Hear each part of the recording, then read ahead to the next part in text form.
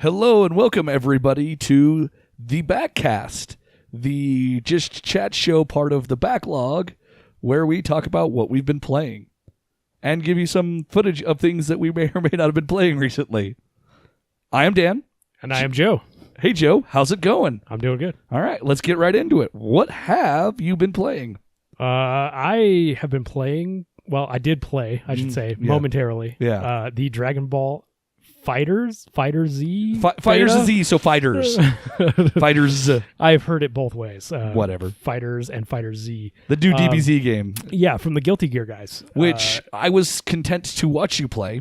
And I am really excited about this game. It's been the first time I've been excited about a fighting game in a long time. Yeah, absolutely. I am a fan of Dragon Ball. Oh, yeah. The whole franchise. I've only seen Dragon Ball Z and GT, but oh man, it's great. And this fighting game is beautiful. It is absolutely gorgeous. It is a gorgeous work of art. It's a 3D, 2D game. If that it makes it look actually, it's all 2D. They took it back to a full 2D. There's no 3D render. Yeah, the art on it with some of the specials and everything make it look like it kind of does. Okay. But there's actually no rotation. There's no. It is a straight 2D. It's a gorgeous 2D fighter. Yeah, it's a beautiful 2D fighter, which I'm fine with. I'm not a huge. I was never like big on the Soul Caliburs and the Tekken stuff like that, where it is a bit more 3D. Yeah. So this is right up my alley. I was a big Marvel vs. Capcom fan. Yeah, they're checking all the boxes for you. It really is, because it's got you have a party basically. You set up your 3-man team. Okay. And then they can jump in and assist as you attack and things like that.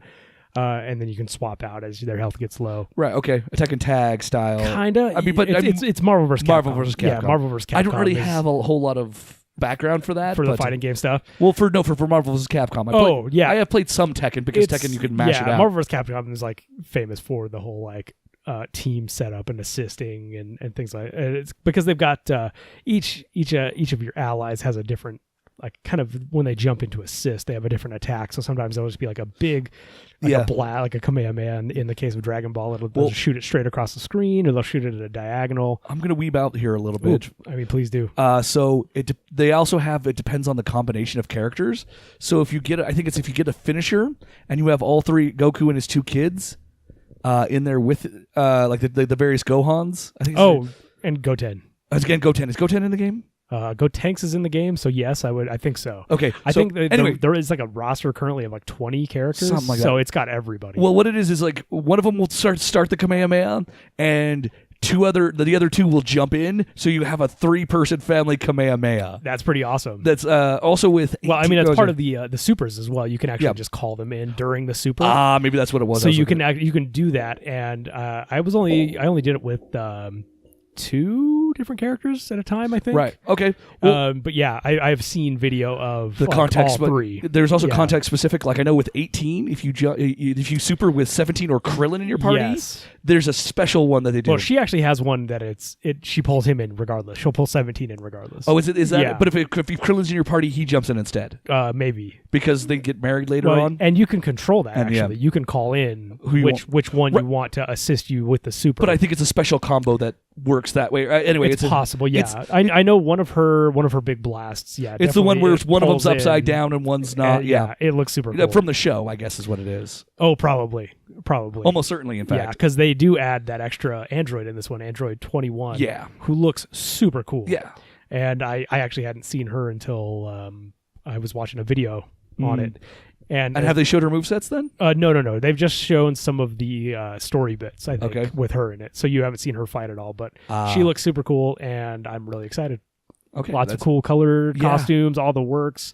And this is this little fan service thing, like Trunks doing his sword move, then finish it off with like the underhand blast thing. Yeah, which is cool. Yeah, it's just lots of stuff right out of the show. Yeah, which I should say I've never actually watched Dragon Ball Z to completion, but I have watched the fan Dragon Ball Z abridged comedy version, which is also really good. Yes, and if anybody out there is not, or is even a casually aware of Dragon Ball, it's worth watching. Look it up. Team 4-Star, they have a great, pretty long series, really short like 10-15 minute episodes of but man, they cram it in, redubbing and abridging all of Dragon Ball Z and rewriting the story in some aspects and of it. It's fabulous. but this fighting game, man, it's ticking the boxes. It's coming out on the 26th. I'm really excited. I'm getting it on the PS4, obviously. Yes. And man, looks great. Uh-huh. Feels real fast. In the beta, I was getting wrecked. I jumped by human players. Yes. In the casual matches, I jumped in and just got smashed. So what you're telling me is it turns out that none of the people who were on the beta were actually casual. Shocking, right? Shocking. Yeah, like who plays betas, right? Right. Yeah, the hardcore. Apparently, it's just pros. And there's a bunch of tournaments already scheduled. You had that one guy. But he DC'd. Yes, he DC'd, yeah. And I beat him once. I beat him once, and then on the rematch he DC'd. And but you had him again. It was a bit more balanced. Yeah, it was a bit more balanced the second time around. But it's sad because it's like two scrubs meeting in the night. Yeah, I was and that's what I was doing. I was just like, I was scumming it, looking for any scrub that happened to be on the beta so I could maybe get a win. Yeah. And it was fun. It was fun even getting trashed, just seeing how good some people are at these games already. And I assume that like mechanically it's really tight. The block windows and it demands you to be. You must be good. You got to have some real split second timing to really get good at it. But even just jumping in against these guys that are clearly familiar with this type of fighting game mechanics and have been playing for a day because clearly pre-order got in a day early. That's true. Yeah, pre-order were in a day early, and those guys were not casual. No, they're just. And I could tell. I could playing against them. I was like, well, there's that one guy that kept juggling you. And it was ridiculous. There were times where I just literally couldn't move. Like once he got me into any significant combo, I just couldn't even react. He would just chained it so perfectly. Yeah. And I don't know how he learned all the moves already, but I mean, these are the people that study up. That's true. And I guess if you already know, the moves are familiar with fighting game mechanics, canceling, and all that stuff. They did something that I think is in their service. Is it seems like they've mapped a lot of the moves, like the Dragon Punch does something for everyone. It's a special move for everyone. It's not, and that's really nice because, as far as my Street Fighter knowledge goes, I know how to Dragon Punch. I know how to Hadouken. I'm terrible at fighting games. I know how to Dragon Punch. Yeah, and it's good because they've kind of kept that staple of fighting game. I don't know if it's a trope or whatever at this point. But well, it's the Dragon Punch is the forward version, and the back is the. I forget what that is. I mean, that's what does the Kamehameha in this. Yeah. So they've made it really simple to do these specials, or just tapping one button like 3 or 4 times. Yeah, they've kind of made it a little lock bit, into. They've made it a little bit more approachable. You can just spam either your light, heavy, or whatever attack, and it does do a rudimentary combo. But those are very much not competitive. That I found very quickly. They are like, nice try, scrub. Yeah, you can't scrub your way through just spamming buttons on this. Not yet. I mean, I will once the game comes out. Full game launch. I'll be able to scrub when there's matchmaking. Yeah. We'll go have. I'll be able to scrub a little bit. Until I figure the game out. But we'll have a Scrub Town match or something. Yeah, but a lot of fun. Real fast paced. Really fast paced. Super fast. And with the whole assist system, you're just swapping out your allies all the time. Right, and the teleport. The fact you can just teleport behind your enemy. You can spend your energy to just teleport right behind a dude, and man, it is quick. It's way faster than I expected, and way faster than I'm used to. I'm looking forward to getting through it. I'll probably play through it just the story mode, and our scrub match is just like, all right, we're just gonna we'll button mash. We'll definitely scrub it up for a while. Yeah, absolutely. It'll be a lot of fun. Yeah, we might have to get actual fight sticks so we can just hit it so people can hear. That's really tempting. I've always wanted a fight stick, even though I'm not that hardcore. Well, then people can hear us just slapping buttons on control. Yeah, slapping buttons sounds cool as well. Yeah, I wonder how I've always thought. I was wondering about fight sticks in that, with a control in your hand, it is a lot less geographic space. Yeah. So you wonder if, is it better for you to have the joystick and the arcade style buttons? Is that really a benefit, or do people with a control where it's a lot smaller? And you can get to those buttons a lot faster because I don't know why, but because your fingers are rushing across all the buttons, of them rather than, and also for you get more precise movement because it's a bigger stick, so you can actually more accurately input your motion. Yeah, and that does make sense. And it's kind of a beef I do have with the control itself, because instead of having, obviously you only have 4 buttons there on the right side, so for the extra 2 buttons you're using the triggers on both sides actually. For moves in Dragon Ball, and I don't know, it's a little awkward. Yeah. I mean, it always will be. I'm not used to it on a control, and I wonder if that would be alleviated somewhat in a fight stick. Yeah. So that does make me really curious, because I know like I've seen Smash Brothers. I've seen some high level Smash Brothers play, and just seeing those guys, the way they're like holding a control, moving it around, I'm like, that's crazy. It's not a controller anymore. It's like the way they're inputting stuff is so fast and kind of imperceptible. It's hard to understand like what they're actually doing on a lot of that. Smash Brothers is probably a bad example because it's not your traditional fighting game. I'm pretty sure some people will take offense with you using Smash Brothers as your... I doubt anybody listening is a purist, but if you are, I mean, hey, hit me up.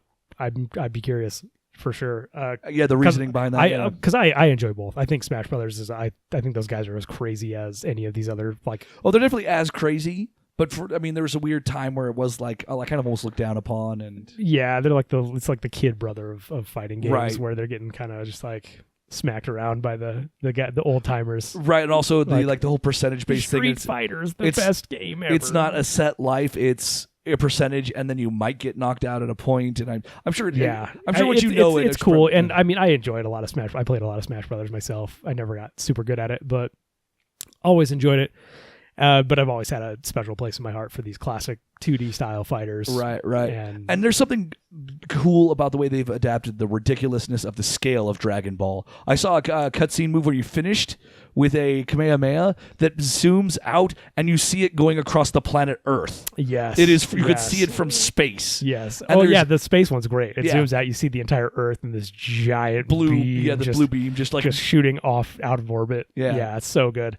And there's some finishers where you are just smashing guys through mountains. It's fantastic. And I can't state enough how beautiful the game is. It's animated so well, and it's just like it's a pleasure just to like sit there and watch, even getting destroyed by dudes that were totally pros. I was just like loving every second of it because it was just amazing to see how fluidly they were like just wiping the floor with me. Right. Yeah. Again, that guy who was just juggling you was just. Yeah. I wasn't even mad. I was like, this is super cool, dude. Keep doing it. This is like performance art. This is amazing. Yeah. It's shocking how good some of these people are. Just the timing required to pull off these combos at times is mind-boggling. But yeah, this game is great. I'm really excited for it. If anybody else is getting it, let me know. Let's throw down. This we won't say scrubs only, but please scrubs only, so please. So I can compete. Keep in mind the noobness. All right, noob me up, Captain. Okay, so we did that for a bit, and I also found some time, partially because we were testing our capture card, which the there's some news right there. The disclaimer: we do have a capture card. So I think disclaimer is, I believe all the footage, all the B-roll that we'll be playing during this week's Backcast is going to be all off our capture card as we dial it in, figure that stuff out. So which is super cool, and now we can actually dig into our physical backlogs that we are holding on to. Right, and then we can do the Switch, we can do the PS4, we can do... It opens up a whole... it opens up the entirety almost. Well, sort of. If it's got an HDMI. Yeah, it's HDMI at this point. So you won't be seeing us playing any DS games or PSP at this point. That's a whole other problem we have to cross. We're probably going to go full emulator for those. If we ever need to. We'll cross that bridge when we need to. Yeah, absolutely. But I got back into the division. I should say I fell off during year one. And that's when was that out? That was like 3 years ago. March of 2017. Division? No, yeah, it's been it's got to have been earlier than that. So you think it came out 2016? Oh man, I don't know. It feels like it's been a long time. It feels like it's been a long time. I don't know. But yeah, we were playing on PS4. We played quite a bit. We played from launch. Right, and we leveled up, and we were actually no, it would have been 2016. I mean, at least, yeah. No, I was just figuring out where I was and what was going on. I'm terrible at time. Yeah, it was 2016 and calendar dates and things like that. But it was March. I remember that. But we really ran that game through the ringer, we thought, until we got to the end game, and then we struggled with that, and they were patching and trying to fix the end game, and we. Well, it's a great game. It was like leveling it was great. Yeah, leveling was really fun, and they had a lot of great ideas. It's if you're not familiar with the Division, it's a post-catastrophe New York.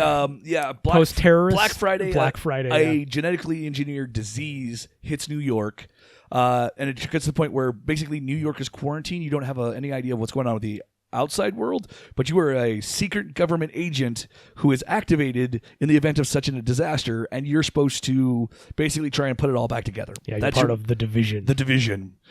So your mandate is, okay, fix it. Yeah, so you're activated and sent into this disease-ravaged You're in part of it, New but York. like you go deeper in the beginning of the intro. Yeah. And it's really cool because it sort of mirrors actual New York. Yes, there are places, there are Yeah. landmarks. It's a smaller scale, but it mirrors it in a very, very faithful way. It's pretty cool. And it's great as a setting. It's winter. It's a loot shooter. Yeah, it's a loot shooter, which obviously we're way into. Right. And it's a third-person cover shooter where like flanking and stuff, at least on the leveling. That's the name of the game. Well, like if you can flank, you're just gonna wreck dudes, and it's good. It's really good. The lots of real-world weapons, which was always fun, Mm-hmm. and you're modifying those and getting like cool paint jobs on them. Yeah, and they've actually completely restructured that as well. Oh, okay. I'm good with that. I mean, I haven't played Division since we played it before. Maybe I will have to pick it up again at some point. Right. And so we kind of bounced off right around the when they were introducing incursions, which is when the way top-level enemy scaling was admittedly obviously broken.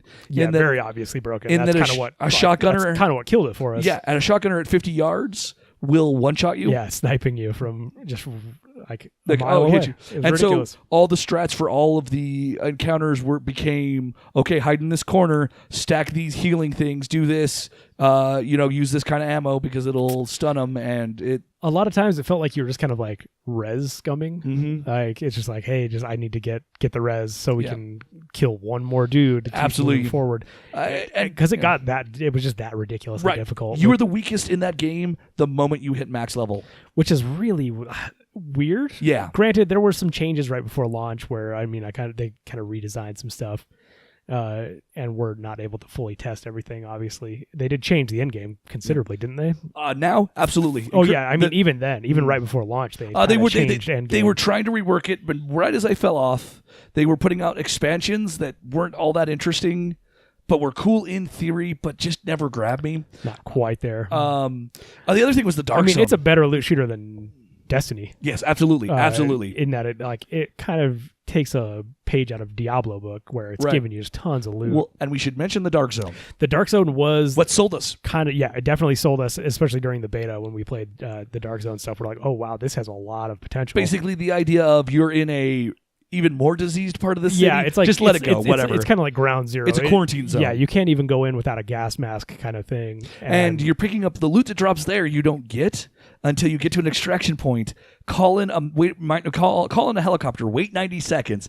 Get your loot on it, and the helicopter extracts it. Then it's your loot. It's also PvP all the time, which was kind of a newer thing because I don't really do the PvP. And and that was always a great tension that existed in the Dark Zone as you're trying to cool, I got this awesome sniper rifle. Get it out. And so you're just super wary. Every other person on the map couldn't at any it's not inherently PvP until someone goes rogue. Right. And but they can do it at any time. And you can do that at any time. So at some point, they see you got another. They can see you have a bag on your back, so they see you have loot. They can tell you have loot. They see you're calling in the extraction, which you have to wait for the helicopter. And it to broadcasts get there. that across the zone when you do. It tells everybody out there, hey, somebody's trying to get loot out. You want to mess with them? Maybe.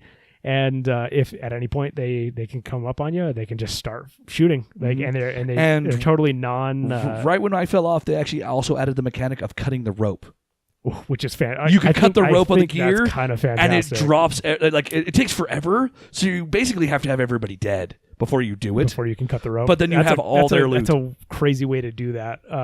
But yeah, you would have to just defend yourself and kill everyone who was trying to steal your loot, or just get ganked. Yeah, and it was mostly get ganked. It was mostly get ganked because of the weird broken scaling of the gear. And if you were a lot higher level, you could just get a couple other higher level guys and just roll through and just run a train on everybody. If you knew which guns and loadouts, because all that was not obscured. The min-maxers were 5-10 times more powerful than a regular player. Just anybody who's just grabbing what they liked and just playing was outclassed, like 1v1. Just you were gonna get destroyed.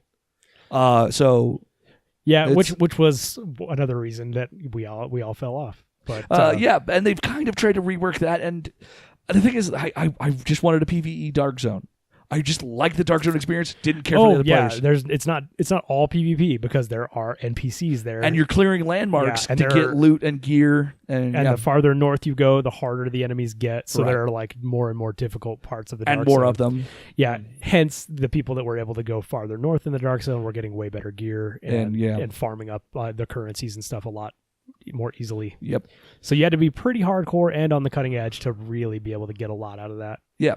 And granted, if we were on that higher end, we might have stayed with it longer. We may have stayed with it longer. But we're not PvP guys we still would have been doing the harder PvE portions of the Dark Zone in the farther northern bits. But it did get a little repetitive as you're just kind of fighting the same 3 gangs that existed in the world. And there was 3 or 4 different enemy types per gang. Yeah. But they were all archetypes of the same class. Very much so. Guy who rushes you, regular troop, heavy, and like engineer type. Yeah, engineer types.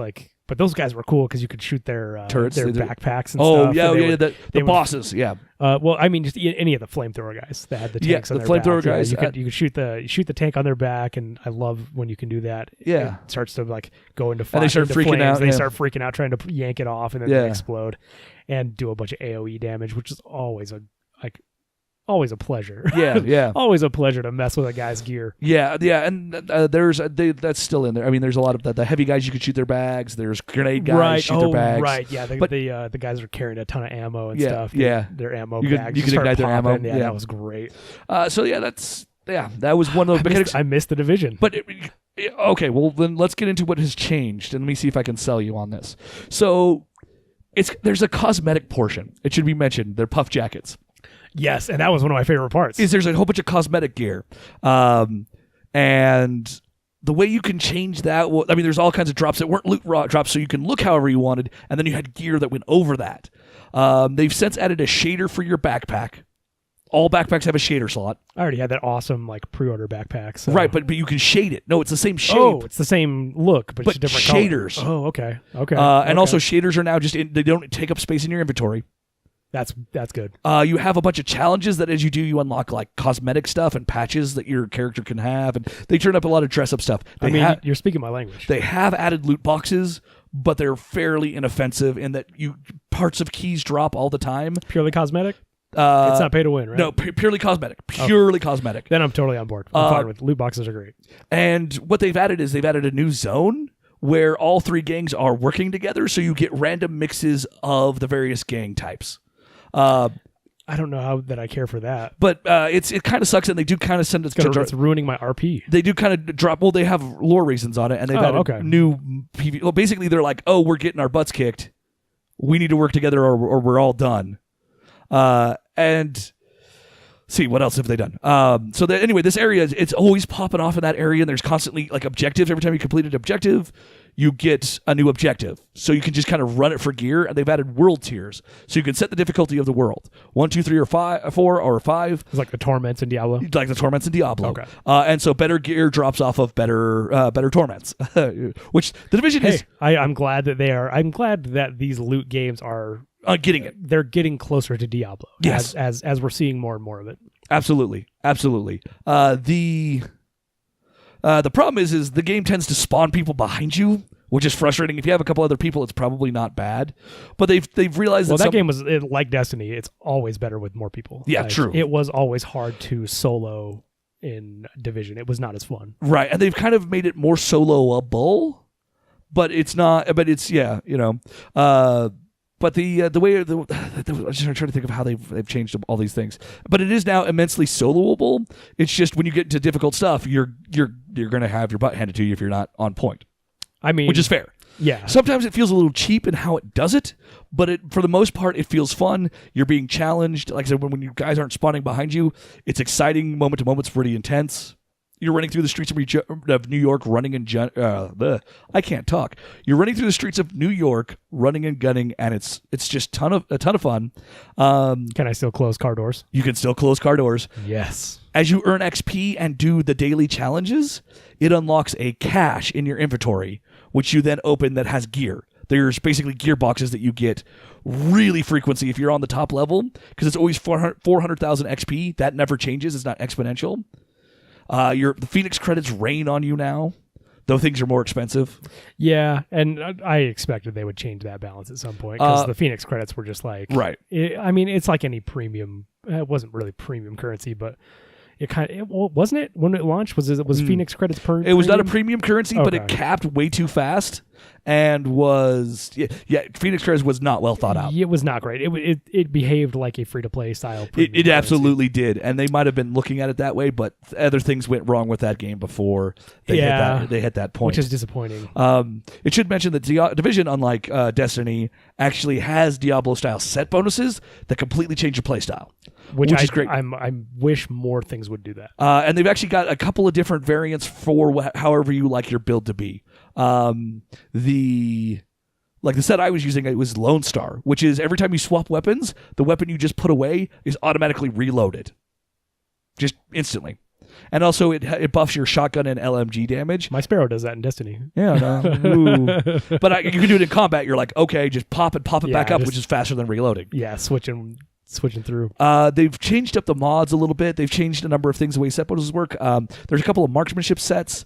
I know the one that really... Well, that's what I was running when we were playing. There's two now. There's two marksmanship sets. That's great. I mean, that's always what I enjoyed about Division as well, is we could play different styles and kind of support each other in that. Like, I was always going for a more range. Right, and I could kind of like set up closer, be like, all right, you fall back or cover me here. Yeah. And that was so... It was great. It very much encouraged team play. Right. And that felt really good all the time. They've actually kind of incentivized dual setting in a ways. Like I just found out recently, bits of set, like part of one set and part of another. There's even a bag, like an exotic bag, I guess they call it. But it actually gives you +1 to whatever set bonuses you have. So you can have a bunch of different 2 sets, or a couple of 3 sets, or a 3 and a 4. I mean, you can mix it around and get a number of different sets going. At once. I mean, if you're familiar with Diablo, they have the same thing in the Ring of Royal Grandeur. Yes, it's a Rourke. It's your Ring of Royal Grandeur set, and it's really neat how they do that. I love that they're just. I mean, it's sad that nobody's really even looked at this game. It feels like for a year. I was surprised when you told me you had jumped back in, because I heard something about them. They're still changing stuff around, and I was like, you know what? That's cool. I want to do it. Just briefly, there's the Reclaimer set. I mean, even just talking about it makes me want to jump back in. Right. Well, one of the other sets I would probably work on using in a team is the Reclaimer set, which makes your healing station heal more, gives it, I think, plus 50% healing range. So it pushes out that bubble that it heals. That's cool. The support station, I should say. And then I think is it the Reclaimer that when an enemy grenade lands in your vicinity, you automatically just pick up a grenade, you defuse it, and pick it up. But you can only do that every 8 seconds. But but it incentivizes you to be throwing grenades at your enemies, because you're going to be getting a random grenade every time they throw a grenade at you, so you can stay in cover and don't have to move. That's kind of cool. Yeah. There's one that the Phoenix set. There's one that like incentivizes using the fire based the fire turret and fire special ammunition. Oh, okay. And it basically buffs that, does all these things, and I think it helps you. Have they added any of those like special like loadout type specials, the cooldowns? No. That's all in there. So the barriers and that's all still the same. Yeah, that's all the same. Though I think they've actually made the ballistic shield usable. Oh, because remember it was buggy and totally not worth using, even when we stopped. That helped us cheese a lot of those incursions. It helped us cheese one part of the incursion. Because you could glitch through the wall. We glitch through the wall and just lob grenades on the enemy tank. It's an enemy tank underground that never moves. I love buggy stuff in games, so you can cheese it. It's a lot of fun. Right. And here's the thing: is they added like 3 more incursions within 2 months of when we were playing that first one. So there's 4 total incursions. Did you play any of those? No. Okay. And it would be worth it maybe to drop the world tier and go through just to see them. Yeah, I mean, I'm curious because didn't they have some story stuff in those? Not. I mean, it's light. There were mini stories it's in all them. Light. Yeah. But that's it. Not pressing the story forward. The story's done. Essentially, Right. They didn't really add anything in this newest update that added the areas and all that. But they added a new wave-based survival mode.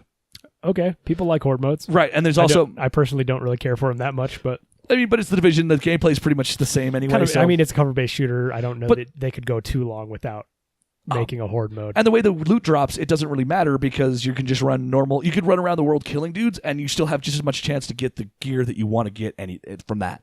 So should I be looking forward to Player Unknown's The Division? No, I don't think they actually added a multiplayer mode a while ago, but they're not going to do a 100 people airdrop into New York / man. I mean, Battlegrounds. that actually might be more interesting, like a battle royale. Yeah. Well, they actually style. You didn't mode. play it, but they actually added what's called the survival mode. Granted, I've not played any battle royale Right. modes in anything. I have not played PUBG. I've not played Fortnite's version or whichever. I played Fortnite, but not the PUBG. The Not the Royal. PUBG, No. Well, I mean, I played PUBG and I played Fortnite, but not the PUBG Fortnite version. Because I mean, that'd be kind of a cool thing. Drop a bunch of people into the dark zone and make them fight it out for cool loot. So survival mode. No, they added it before PUBG. What it is, I'm not even joking, there's a cutscene. You're basically going out to retrieve something. Your helicopter crashed. You have tetanus or something. You've got some disease that you're using drugs to stave off. You're back down to white gear, which is your base level starting gear. It's a multiplayer match in the entire world. Is it like a naked run? Like you can just equip the gear that you find out there? And that sounds awesome. But it's during a blizzard. So low visibility. So it's got the low visibility stuff, and it's PvP like the Dark Zone. Ooh, that sounds But cool. there's only so many players, and you're going to if you're the first to get to a safe house, there's stuff you can loot. If you're the second person and they looted it, there's nothing for you. Okay. But the point is to get yourself geared up enough and get a mask equivalent level to get into the Dark Zone and extract. That's cool. That's actually kind maybe of a cool 5 or 10 minutes in. A couple of times I went, this is cool, but I was also, like I said, in the process of falling off the Division anyway. And it was the first time I only saw another player once, and we were all just kind of eyeing each other like, all right, how's this going to go? And I think he ran around the corner and got shot. Yeah. And then I'm like, I don't want his gear, something shot. And so when a blue gear piece drops in the world out there, you're like, oh, it's a blue. Oh, it's a blue. You're just excited about blues again. And do you get to keep that gear? And when you extract, if you extract whatever you get I think it might only be the golds and greens that you keep, the top end gear, but I don't know. I never extracted. I never got to that point. Okay. Also, I'm pretty sure the player base has fallen off to this point that going into the Dark Zone might actually be worth it again. Just because there's nobody there. There's no one there. I popped my head in and didn't see any alerts happening, popping off, people doing stuff, or anything. And so I was like, okay, maybe the Dark Zone's worthwhile again. Hey, like if I pick it up again, we'll definitely have to check it out. Yeah, the danger is, Monster Hunter's coming. Monster Hunter's coming, so that's definitely going to... if you have space on your PS4 for a 50 gigabyte... Yeah, the Division is massive, that's right. It looks good. I will have to do some data management to be able to... But here's the thing is, you get back in, I'm back in as well. Full on. There's so much content, because we bought the big the gold edition, full season pass, everything. You think we would have learned our lesson? You would have thought, but this is one that I don't regret, even though we did fall off. Well, here's the thing: is if we get back in now, I regret nothing. Yeah, I got my time out of it. I don't know if it was the highest quality time, but I got my time off of it. I had a lot of fun with it, and it kind of opened up what a modern day loot shooter could be. Yeah. Well, and also, so one last improvement that didn't Destiny come out too? Wasn't that or was that pretty much the same time? No, Destiny was at a different time. I'm trying to remember. Because it was March for this. Oh, you're saying Destiny came out and we switched. Yeah. No. Did we switch? Destiny was out prior to. Okay. Taken King might have come out. That's possible. It may have been like we got back into Destiny or something. I mean, I don't really know. I don't remember. I'm bad at times, like I said. So one other thing that I would like to throw out there. So say you have a gun that's not up to snuff, or any piece of gear that's not up to snuff, but you prefer that than whatever else they've got. You can take it to a item upgrader. Okay. That you spend Phoenix credits and some other stuff. You can actually spend in-game currency to up the item level and stats of your gun and your gear to make it more competitive. So you can get max level gear by upgrading. Each piece can be upgraded 5 times. Like WoW used to do. Yes. Yeah. Like WoW used to do with Valor, but it's long gone. Yeah, very long gone. And reforging and all that fun stuff. So... Right on. And there is reforging in that as well. So you're like, oh, I got gloves that give me pistol damage. Who needs pistol damage? No one needs pistol damage. I am glad that a lot of these like mechanics from MMOs and Diablo are bleeding into other games, because it like the RPG aspects are really what keep me in most of these games for longer periods of time. I mean, the last thing, I mean, I had trouble finishing Wolfenstein, which was not that. It kind of had some of like skill tree stuff, but there was really no progression in the same way that these games exist. Yeah. And I fell off of Wolfenstein for a long time. And it took me like on here getting hassled to like get back into Wolfenstein and finish it. So, I mean, the more of this that we can get, and it seems to be more prevalent and more popular as new games are coming out. It's a joke I've heard is RPGs are now the sauce that flavors everything. I'm on board. I'm not on everything, but it's become so prevalent. Like a good RPG mechanic goes a long way. Yeah, give me some loot, give me some better quality, like things to farm. I'm all in. Make this character mine. I want to make this character mine. Yeah, absolutely. And I want to build it the way I want to build it. I want to run the guns I want to run. And man, Division really scratched that itch in a lot of ways. And also got me into guns that I normally wouldn't be into. Right. So, like, bring it on. Yeah, we'll maybe have to do we may do a deep dive. Maybe we'll do a deeper dive on Division at some point. That'd be a good time. Yeah, it is a good time. Here's the thing: it can get controller snapping frustrating, which I fully admit that I was not prepared. I wasn't in the right headspace when I jumped back in and that started happening to me. But you know what? It's more good than it is bad, or it's more good than it is anything else. And I really do enjoy what it has to offer. But we'll have to come back around to that when we're in a lull or something, if nothing else. True. But speaking of RPGs and MMO mechanics, Joe. Oh yeah, you've been telling me about. Hear about I guess I can tell the rest of the people I didn't finish telling you because we decided to do it here. Yeah, we're like, why are we doing this on the pregame? Pregame and wasting all my good material. Seriously, I don't know. That's good material, but I had one of the most infuriating times that I've had in a long time with WoW. Okay. Not raiding, not running dungeons, not getting gear, but looking for a mount. I'm not a mount guy, but you are a collector. I am somewhat of a collector, and I started. WoW's been doing this whole expansion. Each patch they have a kind of scavenger hunt-esque quest, not even a quest line, like ARG kind of thing. ARG style. You get no details, but in one of the main hub cities, you pick up a clue. Very nebulous. Very a Blue's Clue. Blue's Clue. I mean, not even close. Like that's easy mode. Right. We're not. This is a mythic level. Mythic level clues here, like, and it's stuff that normally I wouldn't ever even touch, and I don't. I have waited until many smarter people have figured these things out, just so I can follow a guide and just collect my mount. But I've done this a couple times before. Wasn't bad. Didn't take too long.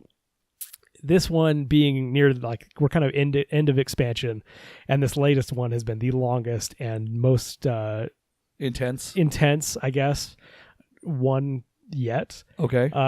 It was probably about 20 steps long. Whew. And it starts off just like it sends you to weird corners of the world where you like are just doing stupid stuff. Okay. So I ended up having to go back to old AQ40. Oh wow. On Courage Temple. On Courage. Yes, and they make you go through, kill all of the bosses, and then play Bejeweled. Nuh-uh. Yeah, you get to the end and you find where the next clue kind of spawns. It's a little table just past Cthulhu, and you click on it, and up pops Bejeweled. A Bejeweled game. It's not jewels; it's like character models and stuff from the game of like little voidlings and weird brain things. And I'm just like, well, I don't play Bejeweled. I suck at puzzle games. I know who does play puzzle games. My wife. And I'm just like, hey, come do this Bejeweled game for me.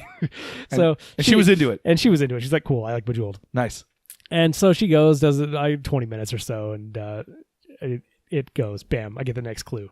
It sends me to the other end of the earth, and then makes me do another puzzle game of where you're like untangling lines to not cross each other. Oh, nice. And then it sends me to Nomragon, where if you don't know binary, you will just immediately fail. And I don't know binary. I had a guide. Yeah. So you input the code that once you figure it out in binary, you then reverse, and that's the code that you're supposed to input, and blah, blah, blah. Anyway, after, 10, 12 more steps, random puzzle type things, it takes you to Mist of Pandaria continent. Love mists. Okay. Yeah, it's great. Up in Kunlai Summit, it's kind of those weird ruins where all this ghosts and stuff are Right. around. Heading up to the vaults, the Mokushon vaults. Like if you're flying up over there. Yeah. Just north of One Keg, for those of you curious. Who know where One Keg is, yeah. Yeah, who know where One Keg is.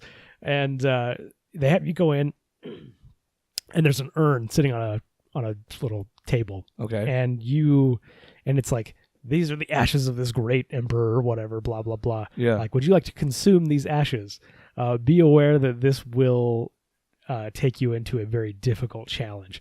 And so I'm like, okay, cool. I know this is the last step. I'm kind of just like pausing and playing a YouTube video guide as I'm going through. So I don't really know what's coming. I like to kind of jump in a little bit ahead of time. A little bit cold, see what you got. A little cold just to look at it and be like, okay, is this something I can do myself, or do I need the guide? And it puts you inside of a room. And it has openings on a couple of the doors. Some of them are blocked off. It's a kind of like a square space, and you have doors on all four compass points. Okay. And you go through and find yourself in the same room. Okay. Turns out it's a 30 by 30 maze. Okay. Where you have to find and match up 5 different colored orbs with its corresponding rune. Okay. In a 30 by 30 maze where it just randomly blocks you off. And they're not contiguous either. Oh. It has teleports. So occasionally it'll just teleport you back to another part of the maze. But you don't know it? But you can't tell because everything looks exactly the same. Wow. So I stumbled across a couple, and I was like, oh, this isn't that bad. And so I just kind of wandered around and would eventually come across the rune that I needed to match it with. Okay. The problem is you can never tell where you're at, where you're going.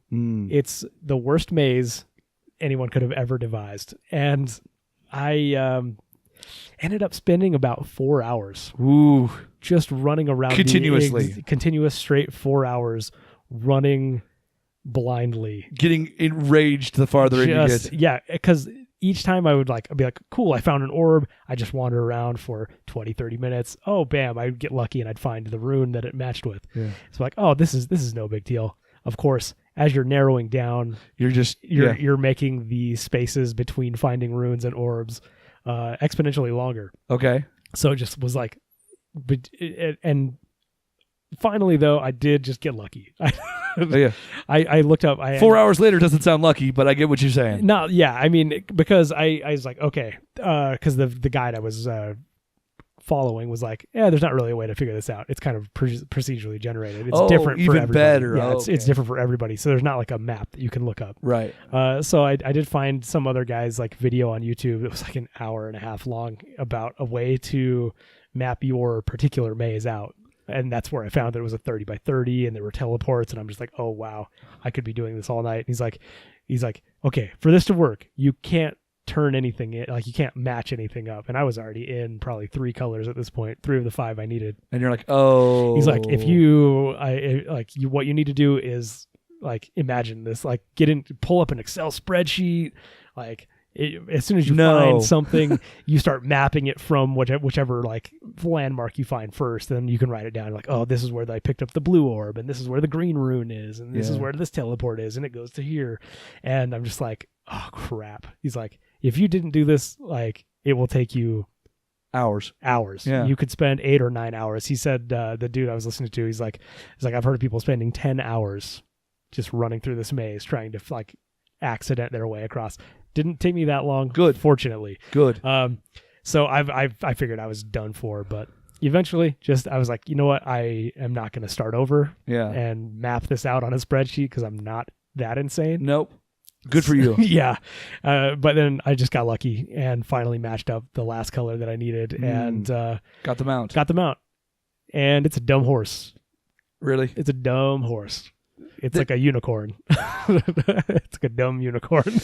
See, at least, and I was like, oh, and it doesn't fly. That was the big kill. That was the big kick in the nuts. That was a big screw you moment, wasn't it? It really kind of was. Because it was I kind of knew that it was a horse thing, and I knew the model that it was. I didn't want to look it up and just like know all the secrets. Unsell yourself on it. Yeah. So I never would look, but then I was like, and it doesn't fly, and I'm just like, oh my gosh. I've just spent the last, all said and done, I spent 4 hours on the maze. Yeah. The entire quest line probably did take me about 8 hours. Jeez. I kind of came back to it. It was like not all in one sitting. And I was gonna say, and that's your Saturday. And that was oh man, it felt good. Yeah. It felt good to be done with it, and right, but that not the kind of relief, like more relief than accomplishment. Not like killing a hard boss or anything, but I was like, oh man, I am glad that this is over with, and I probably don't have to do it again this expansion. You think are you sure? What if they add more? I doubt it. I think we've had our last major content patch, and we're just waiting for the new expansion, which is probably going to be a year. But yeah, no word on that, is there? No word yet.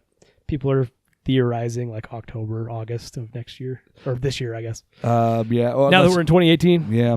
Well, after that, like engaging story, probably not as interesting as I thought it would be, but it's what I've been doing in WoW is yeah. We need to get doing random mount stuff. We need to get you playing the Division, because at least you can spend your time grinding for guns and patches and cool cosmetic patches. Cool cosmetic stuff. I have that in WoW. Transmogging it, but right, but you're not gonna get a better transmog than you have, right? It's true. You've got it all sussed out. Well, now that I'm playing the priest a lot, I've got a lot more options. There you go. That's true. But your priest is a worgen or a dwarf? Dwarf. Okay, so you do have some good options. I do have options. Yeah. Worgens don't have good options. They don't, and that's why I've stuck with the one set on my worgen druid. Yep, that's about the size of it. You figure a couple pieces that work, and you're like, and done. Because this helmet doesn't look stupid. I've been doing a lot of alt leveling through invasions as well. That's been a lot of fun, getting a taste for some of the other classes. I told you I jumped in on Frost Death Knight. Yes, love Frost Death Knight. Yeah, and that's an interesting. The way they've changed it up is kind of interesting since the last time I touched it, which was 3 expansions ago. Yeah. But yeah, it's been interesting. It's always fun to get a different perspective on an MMO, right? Where each of these classes play very differently and have different resources and ways to manage those cooldowns, stuff like that. It's one of the reasons I'm actually looking forward to Monster Hunter, is I've got a couple different weapons I want to get into, which is the same thing. Basically, it's changing your class, and it does the same, completely changes how that game feels. And I'm looking forward to playing more of that beta here.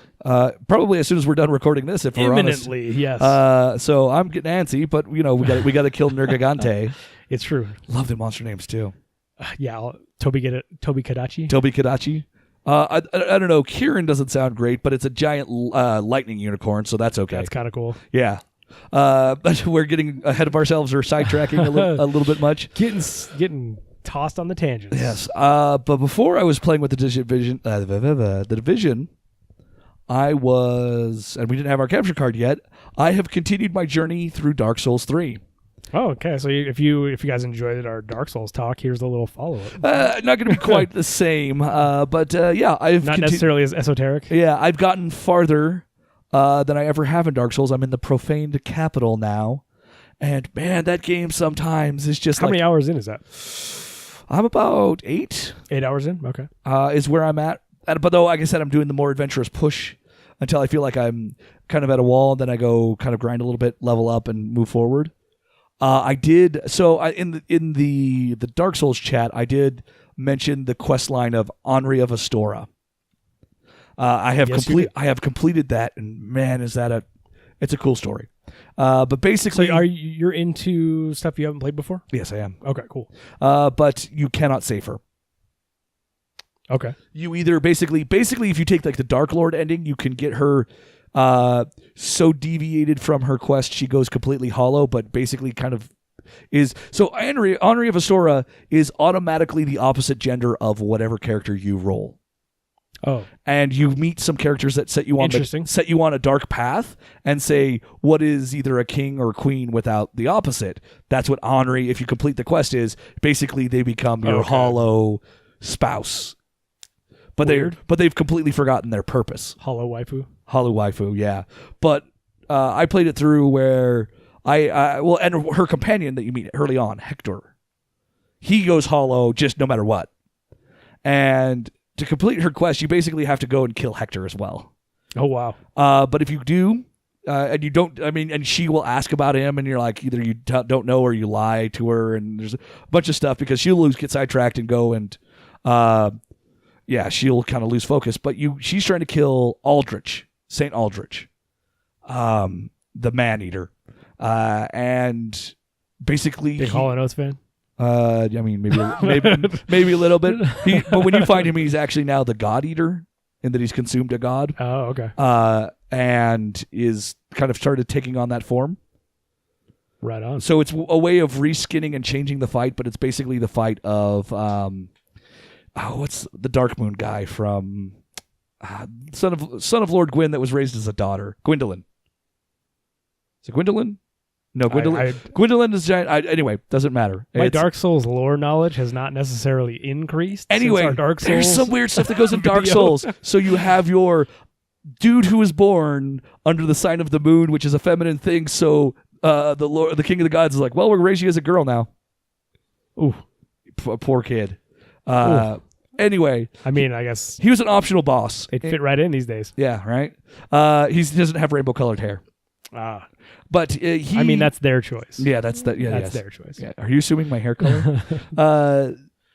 So he apparently survived past Dark Souls 1, even if you kill him in Dark Souls 1, optional boss. But is consumed by Aldrich, and Aldrich has sort of started taking on that form, but is kind of a sludgy serpent thing with a man bit on the front. Anyway, man bit, huh? Yeah. Man bits. It is very phallic. I don't want to get into it. But if you get Henri to a certain point, you actually... I prefer graphic detail, if you don't mind. Yeah, YouTube doesn't. Fair enough. So if you get to the point where you're outside the boss door for Aldrich, you see a summon sign, but it actually says, "Hey, get summoned by Henri," not Henri, or what? I don't. It's Anri. Pronounce it how you want. You're fine. I don't think anybody's like good Dark Souls policing. Somebody's going to be like, that's not how you say it. It always happens. That's not canon. Anyway, you get summoned to their world to fight Aldrich. You assist her completing her quest, at which point she's like super grateful and all that. You go back to the Firelink Shrine, and there's a guy there you talk to is like, hey, she didn't say anything. She handed me this sword, so you get her sword. And kind of just wandered off. You probably shouldn't go and find her. So basically, she completes her quest, says, I've done what I wanted, leave this for the unkindled, and then goes hollow. Okay. And you can go and find her, which I did because I was just like, nope, can't let her be hollow like that. Not gonna. Oh, it's very noble. Well, what's funny is there's a bunch of player messages, like basically giving tribute to Henri around the place where she is. Okay, so they made it creepy? No, I'm saying players were just like basically giving salutes of honor for her and stuff like that. Nothing creepy that I saw. But the thing is, creepy. When you fight her as a hollow, she's not even particularly hard because she's just got a broken straight sword and not her own weapon. So she's basically trying to punch you when you're a high-level dude who can deal with that pretty easily. So it's a fairly tragic, like I said, it's everything goes bad for everyone but you in Dark Souls. Well... Yeah, but because I was because I took the time, she accomplished what she needed to, and then went hollow. So there's kind of a nobility. She's like, I've done what I've meant to do, but I'm also immortal, and this is my destiny. So I'm just going to go embrace it, basically. So anyway, that's the most so tragic. Yeah, but I'm pretty sure there's very few people that actually end up getting out of Dark Souls okay. The blacksmith is one of them. The blacksmith, yeah. Yeah, Andre's good. Is it the same big dude from Dark Souls 1? Yep. That's right. Well, in fact, the place where Aldrich is, I don't know if you got to the giant blacksmith. Yes. Yeah, he's dead. He's there. His corpse is there. Oh, okay. He's passed it and on. he's holding an item that you take back to Andre, and he's able to forge and reinforce weapons better. Oh, okay. And he has a few words to say in the Giant's honor. Similar Dark Souls mechanics, yeah. Yeah, he's just like, oh, this guy. Well, he probably died a long time ago, but this and this and this, and I'll make we'll pay him tribute through our weapons, there you go, kind of thing. But I've now made it to the profaned capital, which is very fiery and cursed, and I'm fighting stone gargoyles and terrifying women with lanterns and fireball shooting, and everything in that game is terrifying. Yeah, well, that's true. Except for the crystal lizards. Those guys are awesome. Well, no, the crystal lizards are terrifying now too. Oh, because you find like fully grown crystal lizards. Turns out those ones were babies. Oh, but they're adorable in Dark Souls. Yeah, and there's big ones that are all spiky, and they look like they would be, let's say, a War Machine style monster. That's cool. Mini game, or I'm like on board. I'll have to find a screenshot of them. They're rad, but they basically do like a spinning rolling attack, and they are 3 or 4 times your size. Tobi Kadachi. That's fun to say. I think it's actually closer to all of the Monster Hunter names are really fun. I think it's more closer to an Uragan attack. I don't know that many. But you know the guy who rolls turns into like a tire and rolls at you? Sure. Kind of like that. But with like crystal spikes. Right on. That said, I'm continuing through Dark Souls. Moments of frustration, moments of not frustration. It's Dark Souls. If you don't get frustrated at something, you're doing it wrong. I'm very zen though going through it this time, and I feel zen in Dark Souls. Yeah. Zen Souls. There's a feature we could do. Basically like a VR type thing where the Nintendo Vitality sensor that never came out. I don't know if you saw that. Oh, the thing you clip on your finger? Yeah. They announced it and everybody laughed so hard they never mentioned it again. Should we talk about Labo? I don't think we want to talk about Nintendo Labo. Basically, Nintendo. If you want a good laugh, look it up on YouTube. Nintendo Labo, Labo. Nintendo has found a way to sell people cardboard. It's amazing. And that it's same concept. And it's weird. Yeah, but imagine like you have a sensor that if you get too stressed out, your character starts reacting weird, and the game gets harder. So you only get through it by remaining calm. I mean, it's an interesting concept, and I think it could be done well. But it would require too many other things. Yeah. And also, there are a lot of hot-headed people out there that I don't think could find their center. Which would be amazing. Like, they're unable to beat this game. In the Twitch age, where you could see people on camera just getting infuriated. At a point, they get so angry, just a wall of fire just spawns around them and holds them in place.